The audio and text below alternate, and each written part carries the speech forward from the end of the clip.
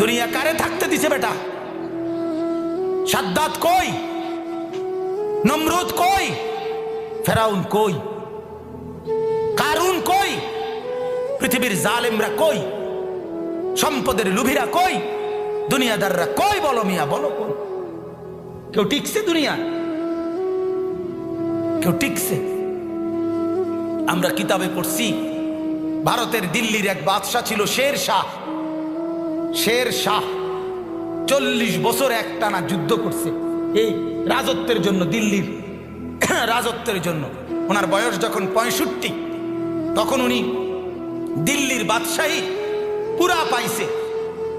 সেদিন পাওয়ার পরে একদিন আফসুস করে বলতেছে, হায় দুনিয়া, তুই আমারে যখন ধরা দিলি তখন আমার কবরে যাওয়ার সময় হয়ে গেল।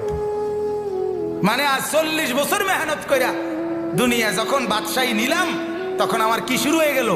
কবরে যাওয়ার টাইম। দুর্বল হয়ে গেলাম তখন। দুনিয়া মনি, দুনিয়া বড় ধোকা দেয়। সব গুছাইয়া দুনিয়ারে সাজাইবার পরেও, সব ক্লিয়ার হবার পরেও, বাড়ি দাড়ি বিল্ডিং টিল্ডিং এর কাম সব গুছাইয়া সারলে আমার বড় ভাইয়ের বিবি, আমার বড় ভাই আলহাজ হযরত মাওলানা মাহবুবুর রহমান আশরাফি, তার বিবি আমার বড় ভাবি, মায়ের মতো যিনি আমগরে আদর করছিলেন, নতুন বিল্ডিং করছে, অনেক কষ্ট করে কোন রকমের রুমডি ঠিকঠাক করে উঠছে।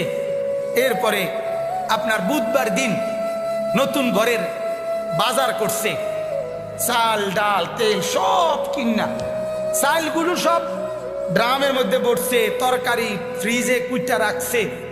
বৃহস্পতিবার দিন স্ট্রোক করছে, শুক্রবার দিন জুমার নামাজের সময় কবরে চলে গেছে।